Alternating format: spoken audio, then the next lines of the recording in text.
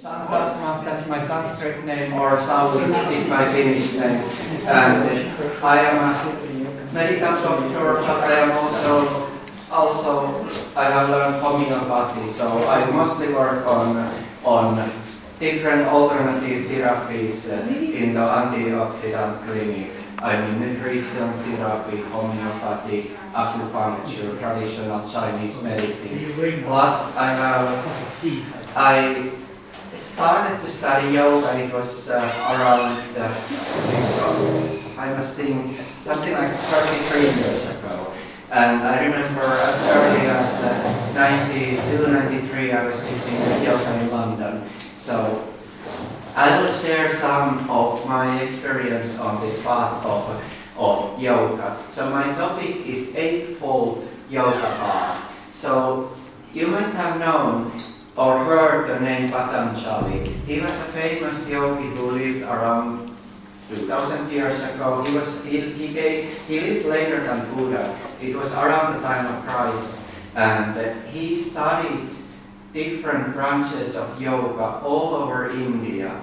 And because yoga had been known in India for at least 6,000-7,000 years ago. And there were so many different schools of yoga who concentrate on certain practices. There was a physical one, Hatha Yoga, there was a Mantra Yoga, there were different kind of yogas. So he studied them and he kind of systematized, he took away parts which were not essential like religious practices, and he included all those parts that are meaningful if you want to reach the goal of yoga. So he kind of systematized the practices of the yoga and he made the so-called Eightfold Yoga Path. And my lecture is about this Eightfold Yoga. So first, Patanjali, he wrote a famous book called Yoga Sutras.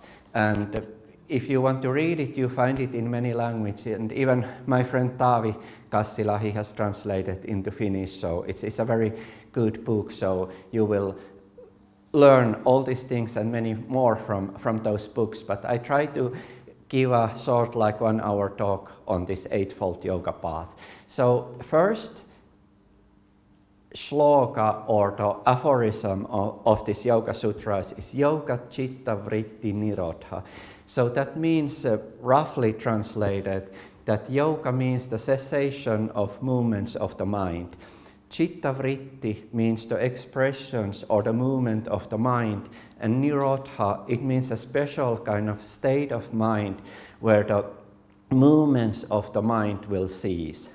So if I first explain a little, because you need to know some basic things, what he meant by this when I explained the highermost, like dharana and dhyan and samadhi of the yoga.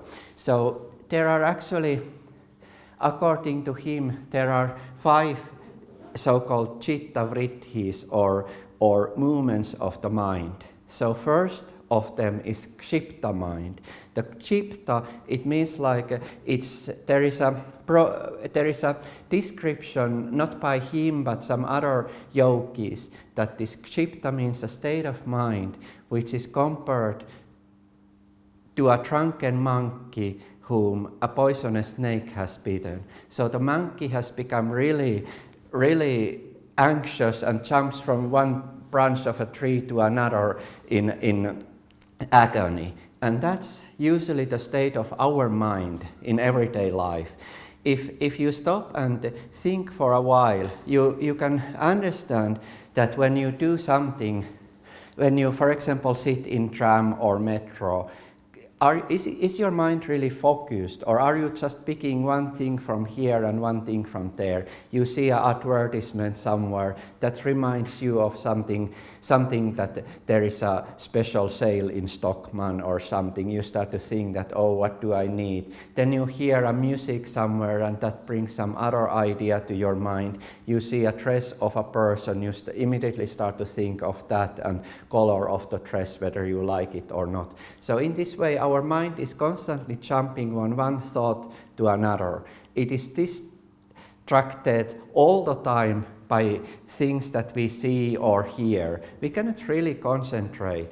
And the most funniest thing that we think that we concentrate when we are doing something important, like when we concentrate on studies or work, but it is only some hours every day, and outside of those hours our mind is just jumping from here and there, so we are not really training it. If you ever have owned a dog, you know that training a dog, it needs a constant effort. You need to repeat the same things over and over again. So basically yoga is about training your mind. So if we train our mind just for few sessions per day and rest it is just jumping here and there, it doesn't help much. So yoga is a practice where we keep our mind focused. So the next, this was the first, this was Ksipta mind. Then comes Mudha mind. So that means a kind of a drowsy, lethargic mind. So for example, when you are sitting in an airplane or a tram and you don't have anything to do, you don't have anything to read or anything, you just look the boring landscape and you fell asleep. You don't have any like coherent thoughts. You just let them float freely and then you fall asleep. And the third one is Vikshipta mind, and that means a mind which cannot decide. It has reached some concentration, but it cannot decide which path to use. And lullabies, which are sung to children, they usually fill the child's mind with different controversial images, so that the child's mind will fall into this Vikshipta state and fall asleep. So that's one kind of special state of the mind. So these first three stages of mind are the common ones that we experience every day in our life. There are many people who complain that they cannot really remember things. But I would say that it's not a problem of the memory, it's rather the problem of being present. Because in yoga, we are taught to be present not only when we do something important, like when we meditate, when we do work, when we study, but we should actually be present 24 hours per day. It's kind of like I say, that training a dog. It's about training our mind, and it's not as difficult as it sounds, because when you start picking these practices, they come automatically. I mean, that's something funny that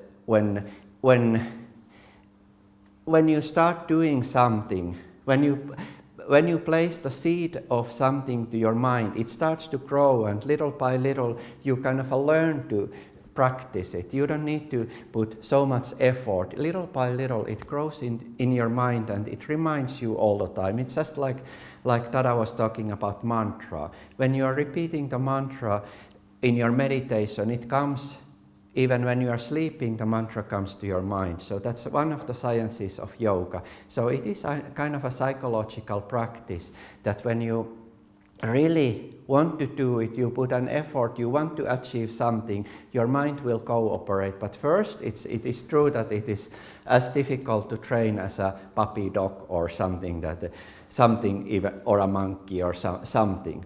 So training that mind, starting to focus, is the next step, and that's called ekagra mind. So that's the fourth state of mind. It means concentrated mind, that you focus really your mind to some point.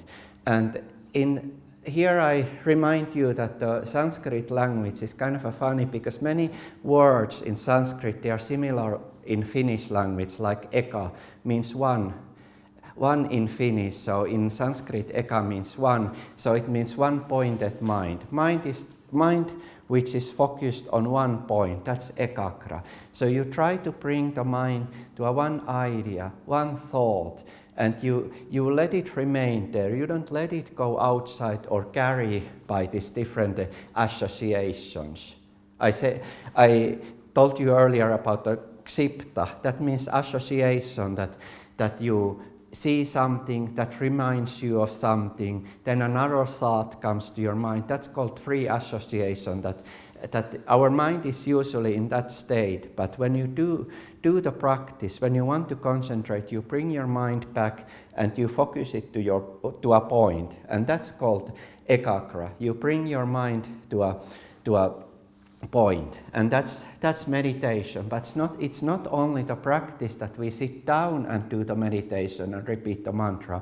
This ekagra, it can be a practice of a whole 24 hours.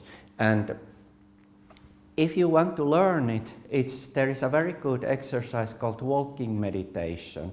And it is not actually, I know that Buddhists practice walking meditation in the garden, that they just repeat the mantra and walk. I don't mean that kind of meditation, but I mean a meditation that when you are anywhere, sitting in a metro or bus or anything, you just try to register things as they come and let them go when they pass. So you don't hold any thought. You just let things come, and when they have gone, you let them go. That's the idea of this walking meditation. The idea is that you register everything as they come. So in that way, your mind is focused on the present, because that's one of the biggest problem of people, that they never live in the present. They are never here and now when things happen. Their mind is always somewhere else. Like I gave this example of a very everyday thing, like sitting in a bus or tram. We consider that that's not important. Important thing is when we are meeting somebody, or we are at work, or we study. Those are important things, and the normal travel or shopping trip, that's unimportant. But in a cosmic sense, it is not true. Everything is as important. So this is the practice that we can practice everywhere. When we are in a so-called unimportant situation, like we need to travel in a tram to work, we don't let our mind do the free association or chitta. We just keep it focused. We register things as they come, and we let them go as they go. So in this way, you start to see that you experience the world far more than before, because before your mind was not there. You didn't really register it, and you cannot remember it as your mind was not there. But if you are always there, here and now, we will remember things also more fluently. I remember it was something like 6-7 years ago. I was in Estonia, in Pärnu. Actually, I was twice there giving a class on this walking meditation and walking meditation and lucid dreaming. So first we were in Pärnu, and there was a group of 20 people, young people who are interested on yoga. And we did the exercise. We went to a beach in Pärnu. It was an autumn time, so it was not full of people like it usually is. And I asked them then just walk on the beach and register the things as they come and let them go as they pass. And then I asked their experiences later when we returned to the school. And some of them say that they have lived all their life in Estonia, in Pärnu, but they never heard the waves of the ocean so clearly that they could recognize 3 different sounds in the waves of the ocean. So this shows the power of the mind, that when your mind is there, when it is present, it registers things, you remember things. Because if it was any other day, they might have walked on the beach, but their mind would have been fully of other thoughts.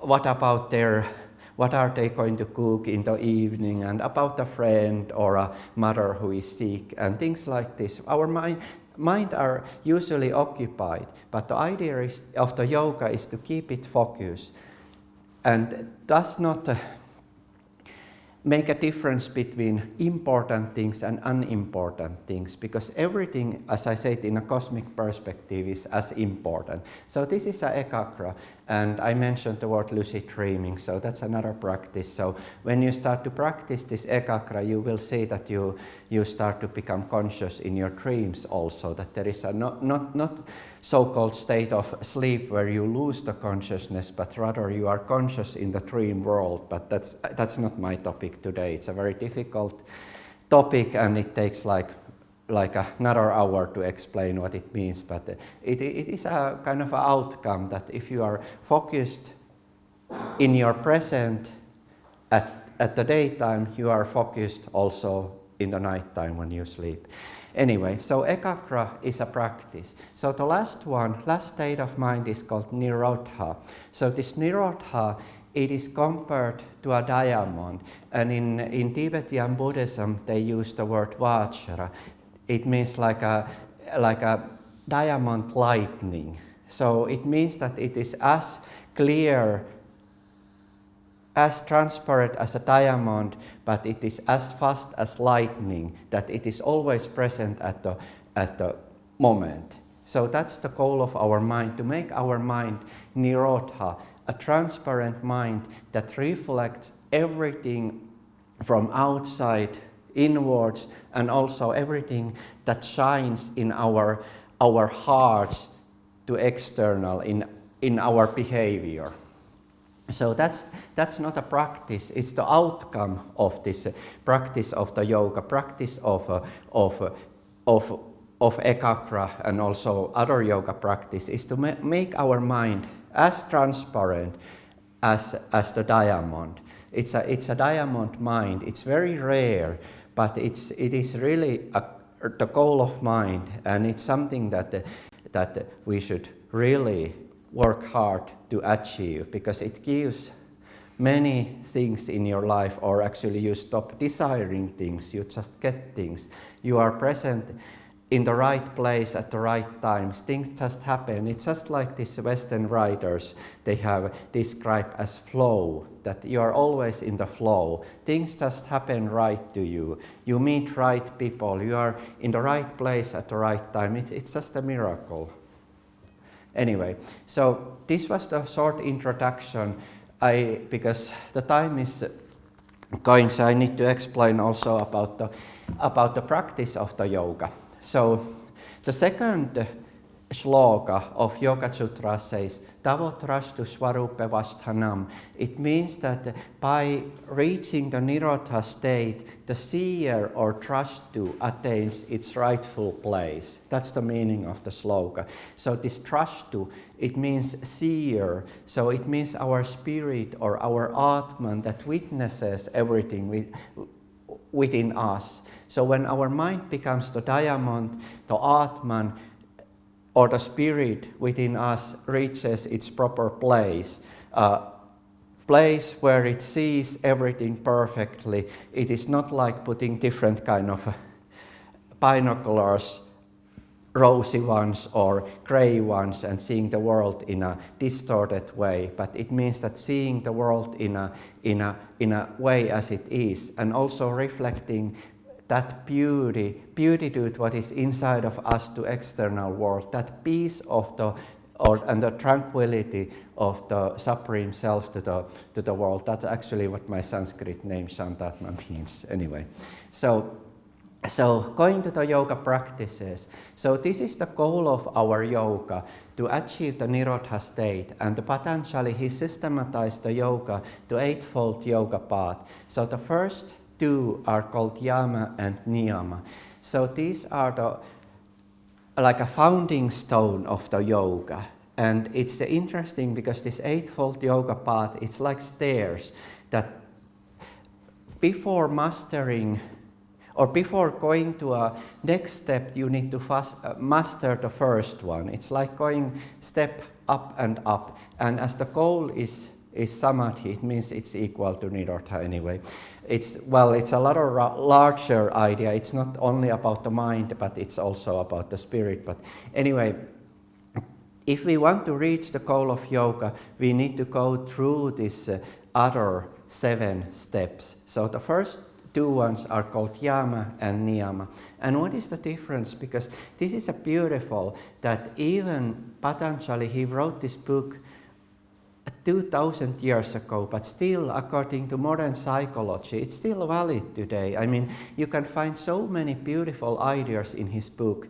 And what strikes me most, that this Eightfold Yoga path, it goes from society or environment to yourself, to your body, to your breathing, and then goes to your senses, to your mind, and higher to your ego and to the spirit. So it's like a journey from outside to inside, from this external world to your internal world. And it's a very systematic, because the first one, yama, it means the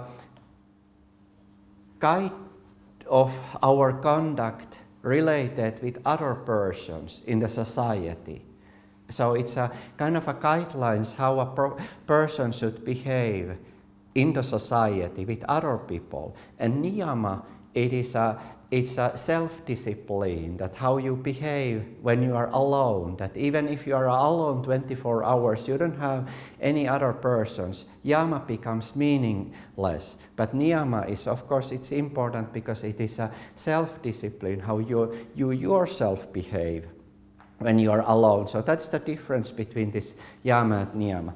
And it's interesting because in Christianity and Judaism, there are 10 commandments. So actually this yama and niyama, there are 5 yamas and 5 niyamas. They make the 10 commandments of yoga. And it's funny how similar they are, that you can pick many points which are similar. So it shows that there is a universal, just like Carl Jung was writing about this collective unconscious or collective subconsciousness. So similarly, I believe that all religions, they have picked up things, similar things, but they have not perfected them. They have got the same ideas, but it's not perfected, or, well, I believe that it's perfected, but it's not taught into the general masses, that when you go to so-called esoteric or hidden teachings, you will find the same things, but if you want to find them in, for example, in Christianity, you need to go to Freemasonry or you need to go to alchemy, and that's a totally another topic. I am lecturing about those in Rosicrucian Society or Theosophical Society, but not here.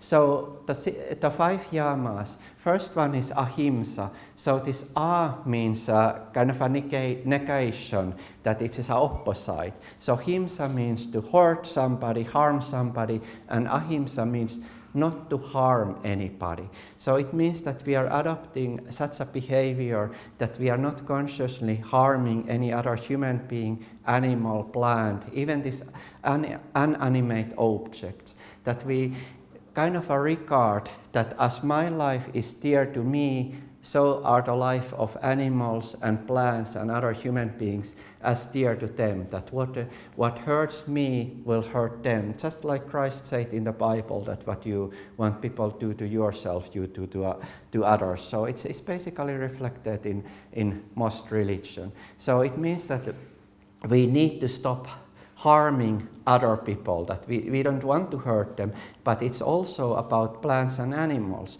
And that's the exact reason why most yogis are vegetarian, because they don't want to hurt animals. They don't want to pick food from those creatures who experience pain, because if a pig or a cow is slaughtered, they become terrified, they experience that pain. But if you pick an apple from a tree, or cherry or nuts, the tree will not be hurt by that. So it means that we are choosing our food from such plants which are not killed or harmed by our actions. That's actually the meaning of this ahimsa. And there is one other interesting thing about this yama and niyama. When we think of them, they are actually a lifestyle of a realized person. And in the West, there is a kind of a magic called following magic, that if we follow a behavior of a certain person, we become finally that person. That if we externally are doing something, repeat something what a person who is our goal is doing, we finally become one with that person. So same is with this yama and niyama. If we follow the conduct of a realized person, we become a realized person. So if we follow this yama and niyama, which are the conduct of a realized person, we become that self-realized person. So the next one is satya. That means truthfulness, that we are not using our words or actions or even thoughts in a negative way to support a lie, but we are using them in a benevolent way to help others, to uphold the truth. And this actually, it brings an interesting story from Ramayana, because Ramayana, it's not a history book, it's a mythological book that this King Rama and his associates, they never actually existed, but it's a beautiful book that explains many teachings, spiritual and moral teachings. So there is, if you follow this satya, you get so-called vak siddhi. That means that whatever you speak will become the reality. So if your words always reflect the truth, finally you achieve this vak siddhi, that whatever you say becomes the truth. So there is a beautiful story in Ramayana. The wife of Rama, Sita, she had attained that vak siddhi, so she always spoke the truth and she attained that siddhi. And she was captured by the demon Ravana, and she was taken to a Lanka island, what was the palace of this demon Ravana. And also this Ravana, he captured the general of this Rama's army called Hanuman, the monkey general or monkey king. So these demons of Ravana, they wanted to get the military secrets from Ravana, and they were from this Hanuman, and they were torturing him. So as he was a monkey, he had a long tail, and they bound some wood around his tail, and they set it to fire because they thought that pain will make him tell the military secrets. So this Sita was very kind of sad because his friend was tortured. So what she did, she said, fire is cold. So as he had attained the vak siddhi, it became a reality. Hanuman didn't feel the heat of the fire anymore. It became cold for him, and he jumped out from this Ravana's palace, and he set the whole island to fire with the fire from his tail. So this is, of course, it's a mythological story, but it reflects beautifully what is the outcome of satya. The third one is asteya. That means not to steal, not to take anything that doesn't belong to us. So it means that kind of a assurance and obedience to the law of karma. So whatever we get is right and just. We don't need anything taken from others. So it means that we are respecting other people's property, and we are not desiring anything to us which is not given to us. So it's also reflecting this lifestyle of a realized person. Then the fourth one is brahmacharya. So this is it's actually very difficult to explain, because in many books brahmacharya is translated as celibacy, but it doesn't mean, because it becomes a kind of a controversy, because as I said that the yama, they are the guidelines of a social conduct, and celibacy, it means something individual, it's not a social conduct. So actually, and neither of the word brahma or charya, it has nothing to do with the celibacy. So actually this brahmacharya, because it has the word Brahma or God or Supreme Consciousness, it means to see the Supreme Consciousness in every other person and not to exploit them, not to use them in our self-gratification. So it means basically that we are not reflecting our sexual or other desires on other persons and making them slave of our desires. That it means that we are seeing them as an expression of the Godhood or expression of the Supreme, and we are treating them accordingly. So that's how I interpret it. And the last one is aparigraha. So that means that we are content what we have, that we are not aiming to achieve luxuries in life, that we are happy with as little as we can go. Because as you know, that more you own, the bigger burden it becomes.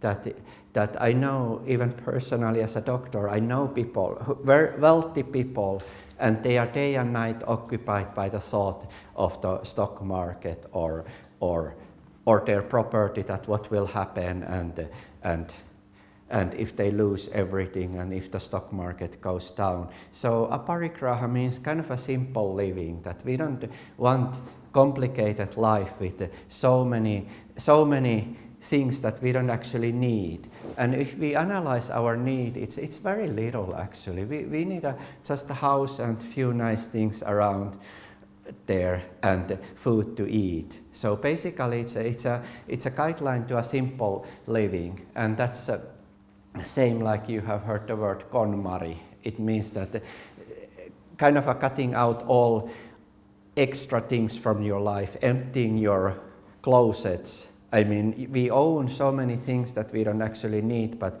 if we really want to make it as an exercise, we should really cut the things and keep minimum things with us. So these were the 5 yamas. Then comes 5 niyamas.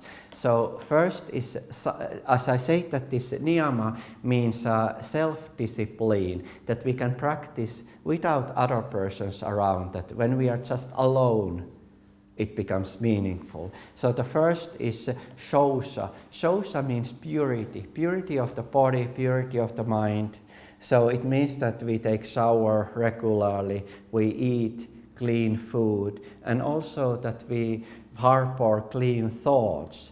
That, I mean, brahmacharya is the thing that we reflect on other persons, but shosha actually means that what we are thinking when we are alone or doing what we are alone. So I mean that talking about celibacy, shosha, it's more meaningful to relate it with shosha, or the purity of mind anyway. So it means purity of the body and mind. And of course nowadays this purity of body, it is not that meaningful as it must have been like 1,000 years ago, when people even didn't take bath here in Europe.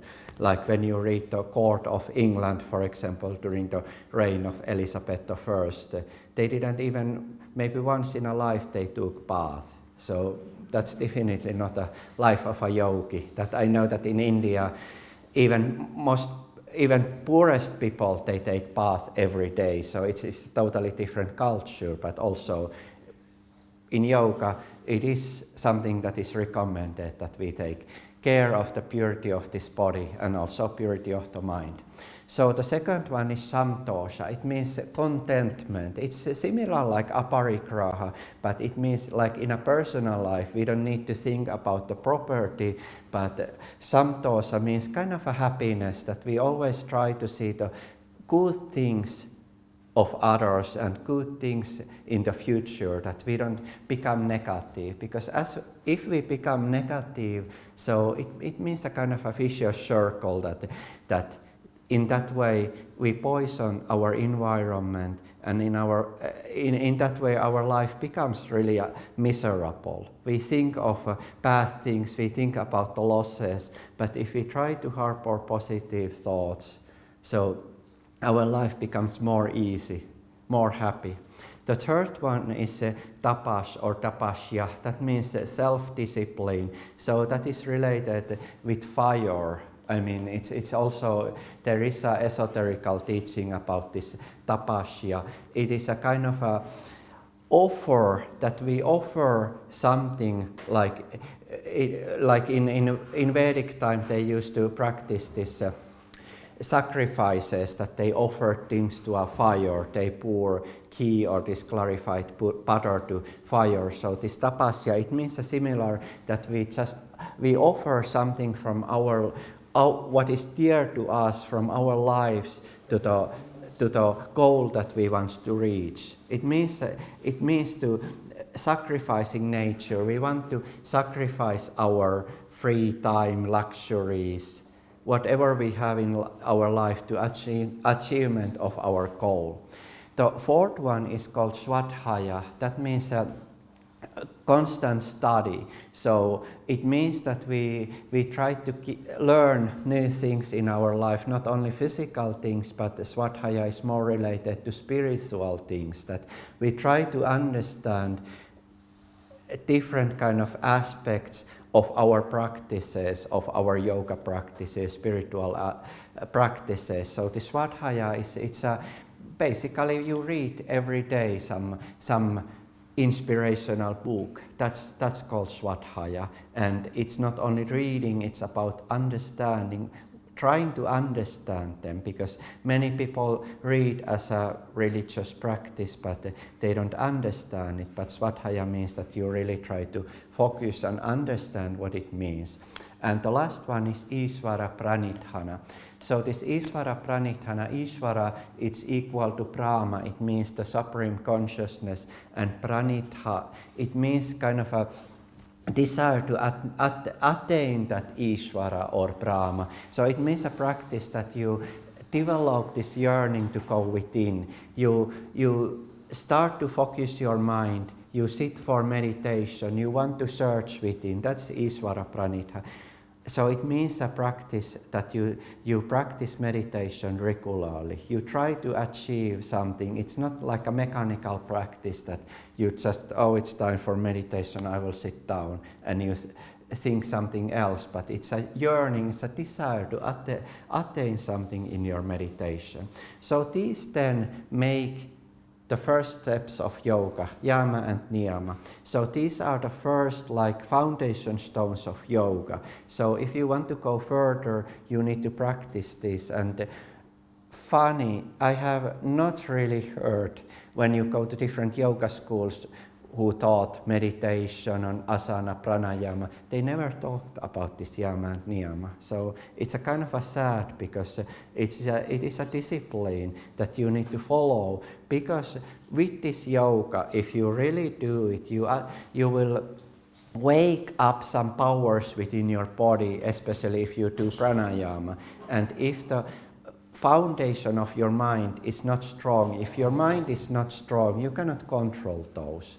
That's the point. So basically, these two yama and niyama, through them we achieve mind control. Our mind becomes strong. Because if you focus deeply on these different branches, you see that there is a lot of sacrifice, there is a lot of things that we practice. And when we do it, our mind becomes strong. We attain different, not only this Vaksiddhi, but there are some other siddhis, but they bring something in our lives, something that we need further in our path. So the third one is, of course, it's easy, it's the asana. It means the asana practice, the physical posture.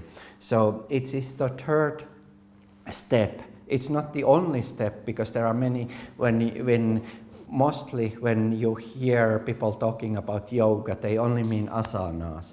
There are, I would say that 90% of the yoga schools, when you go here, it's only asanas, asanas, asanas. Maybe a little pranayama, but still, that's not, it's the third step according to Patanjali. It's not the goal of yoga.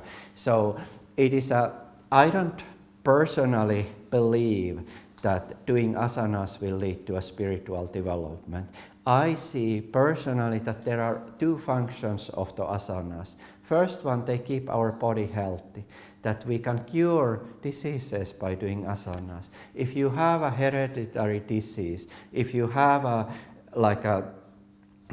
some kind of asthma or rheumatoid disease, autoimmune disease, thyroidism, or this inflammatory bowel disease, you can cure them through yoga practice. I believe, as a doctor, I believe on that. Because these asanas, they alter the flow of these vital energies in our body. They alter the secretion of glands. So through these asanas, we can remain healthy. And maybe you have heard the stories of yogis who lived over 100 years. It is true, if you do these physical practices, these asanas, you can live long, but you cannot live eternally. And it is no surprise that they do asanas in other parts of the world. When you go to the teachings of Qi Kung or Tai Chi in China, they are so much similar. There is so much similarity between Qi Kung and yoga, and it's alternating the physical energy. In India it's called prana, in China, Japan is called Qi. So it is a similar practice. And the second one, one was to keep your body healthy. Second one is to enable your body to sit motionless for hours in meditation. So without practicing asanas, you cannot really sit. For example, we meet in this Audi library. Every day at 6 we have the meditation, and that meditation lasts for 1 hour. That's how I know that it sounds very difficult. But if you practice regularly asanas, you can sit motionless for 1 hour. Because when you start to practice yoga, even to sit for 5-10 minutes, your shoulders start to pain, your knees start to pain, you need to stretch your legs. That shows that our body possesses a kind of a it doesn't adjust with these yoga practices. It gives us more trouble. And when you do regularly asanas, these troubles are eliminated. You can sit 1 hour motionless. You don't feel pain anywhere. And these two are only for what these asanas are needed. And they are not the goal of life. They are not the goal of yoga.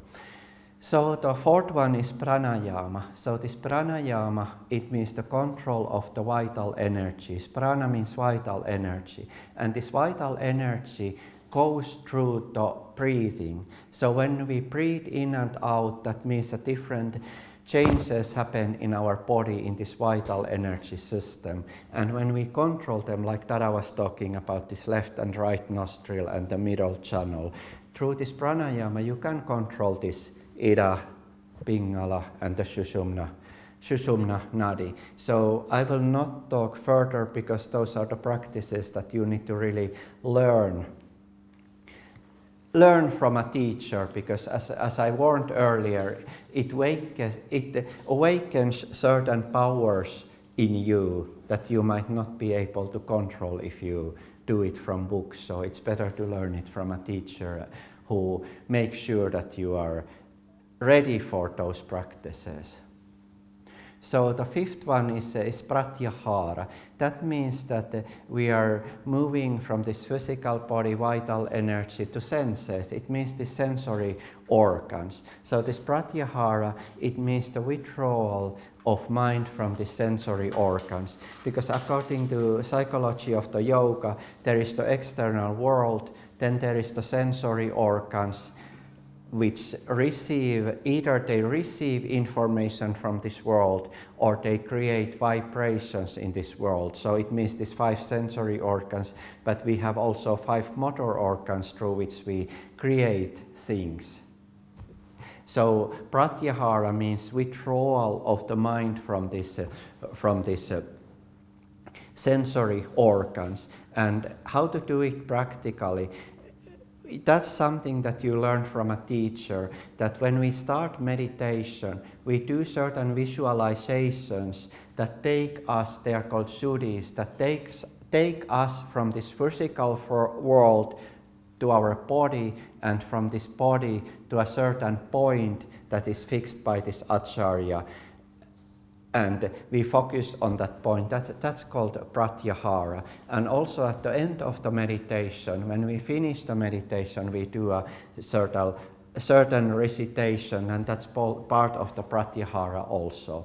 So that's learned from a teacher. Then comes dharana. Dharana means a concentration of the mind. So it means a conscious concentration of the mind. So we focus to a different chakra or a point within our physical body and within our mind, because in that state, we are moved, we are not anymore in the physical body, we are within the internal universe, which of course it exists within this physical body, but it has certain centers there. They are centers or in medical science they are called glands, and this is another topic that would take a lot of time, but if you compare the chart, maybe you know the chakras in yoga, Muladhara, Svadhisthana, Manipura, Anahata, Visuddha, Agya, and Sahasrara. It's no surprise that in physical body they are glands. Pineal gland, pituitary gland, thyroid gland, then comes this thymus, pancreas, and adrenals, and Svadhisthana is the ovaries or testes, and then the lowermost one, Muladhara, it's not actually anymore a gland, it's the sacral bone, the center within the sacral bone that supports this spinal cord, but that's anyway, it's another lecture. But anyway, those points exist they are gateways, they are like bridges from this physical world to an internal world. So I say that these are the physical ones. The chakras, as you have seen in Theosophy, they have these books where they are like shining centers of different color. So they exist within the body made of this vital energy. They are, if you open your clairvoyant vision, you see these auras of people, you see these chakras as the shining centers. I mean, all these charts are drawn by such people who have really seen it. And it's just the same in China. They have drawn the charts of meridians. They are people who have done practices and they have opened their eyes to see another subtle world. They have drawn these charts by what they have seen physically, because they exist. That's the world of vital energy.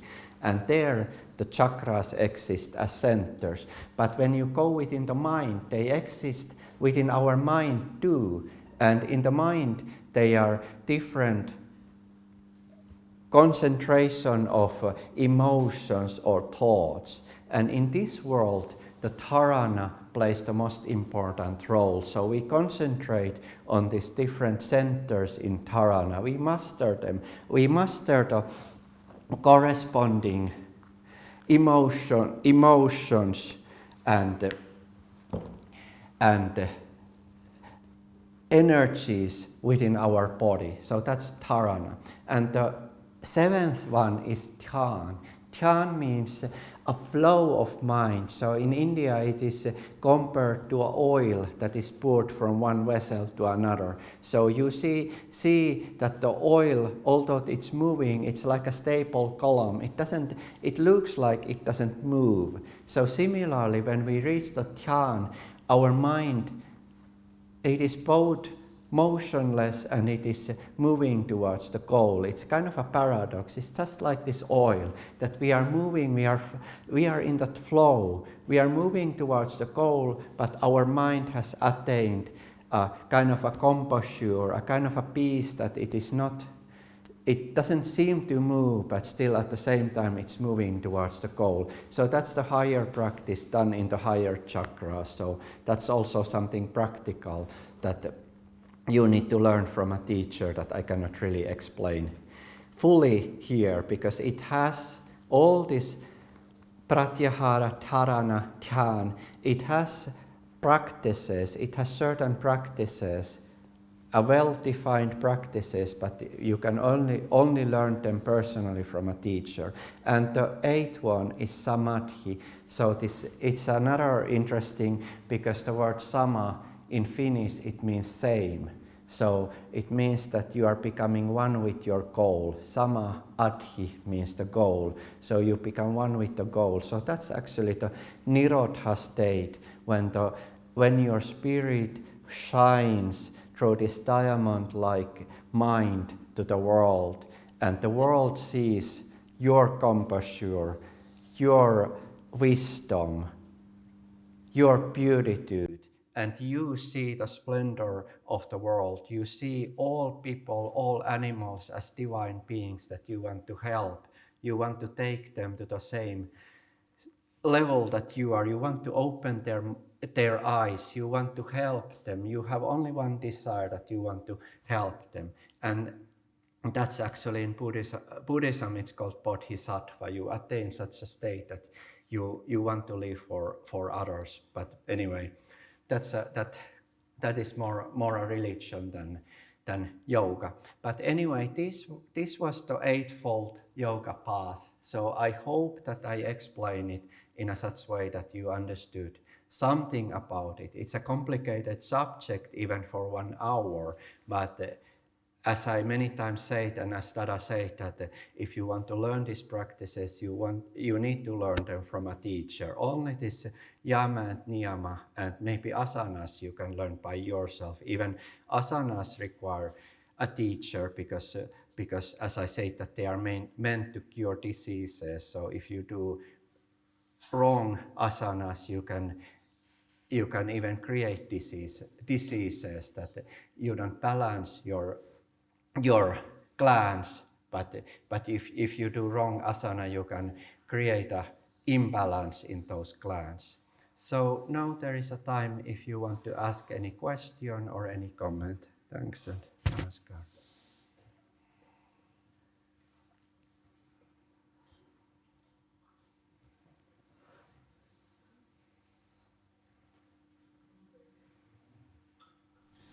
Sometimes you can see text. I was just looking, where is my water bottle? I would like to make a question. Sorry? I would like to make a question. Yeah, please. Yes. When you speak about this state in which the oil seems to be still, but is moving towards the goal, can this happen without your own intention? In my opinion, it cannot. That it is a practice that you need to really do it. So there is no grace. Well, I mean that samadhi comes through grace, but dhyan is a practice. Okay, That's the yes. difference. Yes, so what happens when there is grace, but you don't have the understanding for following that? That's what I mean. Well, I mean that I know biographies of so many saints in different religions. So I believe that there are persons, even from childhood, that they had attained certain state. And in yoga, it is seen that we are not here for one life, but we come here again and again. So mostly those saintly persons, they had practiced in their lives after lives. And finally, when they were born in this life, from childhood, they kind of exhibit different kind of divine qualities. So it is possible, but it doesn't mean that it came without practice. They had done it before, but now when they were born here, they were graced with all those things that they have achieved through their maybe 10 past lives.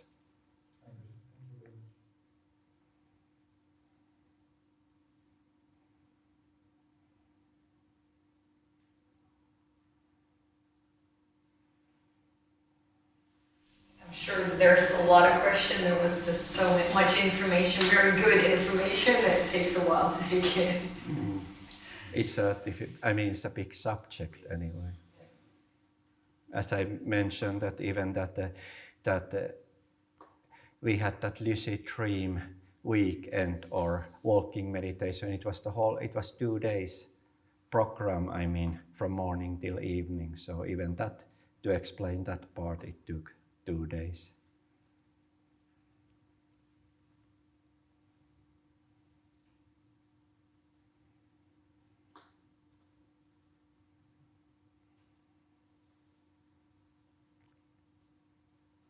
So to what part does the mantras, that if we think, say, the previous lecture, so to what part would that go? Dharana. It's clear that mantras, they are always related with, well, you can associate mantras with pranayama also, but mostly it's only dharana. In dhyana, you don't need any more mantra.